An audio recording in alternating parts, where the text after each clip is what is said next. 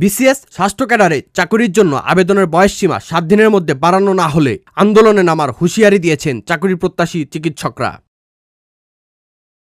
United medical organisation of বাংলাদেশের ব্যানারে 6 জানুয়ারি জাতীয় প্রেস ক্লাবে আয়োজিত এক সংবাদ সম্মেলনে এই হুঁশিয়ারি দেন তারা।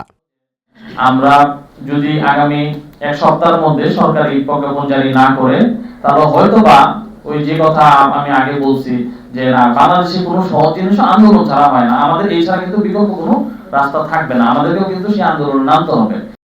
আন্দোলনকারীদের পক্ষে সংবাদ সম্মেলনে বক্তৃতাকালে আমার বাংলাদেশ পার্টির সভাপতি ডাক্তার মেজর অবসরপ্রাপ্ত আব্দুল ওহাব বলেন, আগস্টে ক্ষমতাচ্যুত সরকার গত 16 বছরে বিভিন্ন পেশার মধ্যে বিভাজন সৃষ্টি করেছে। যে সময়টা আমাদের হাসপাতালে থাকার কথা, ইমার্জেন্সি ওটিতে থাকার কথা, সে সময় আমরা রাজপথে। এটা জাতির জন্য কলঙ্কজনক। 16 বছরে যে পতিত সরকার তারা বিভিন্ন পেশার মধ্যে বিভাজন সৃষ্টি করেছে ইন্টেনশনালি।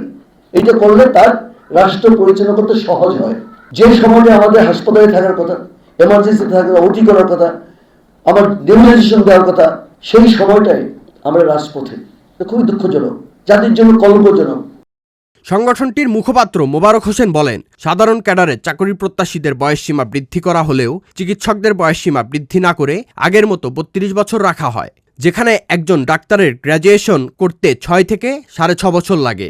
অন্যান্য বিসিএস আবেদনকারী স্নাতক শেষ করতে যেখানে ন্যূনতম 4 বছর প্রয়োজন হয়, সেখানে চিকিৎসকদের এমবিবিএস, বিডিএস স্নাতক ও ইন্টার্নশিপ শেষ করতে ন্যূনতম 78 মাস বা 6.5 বছর সময় লাগে।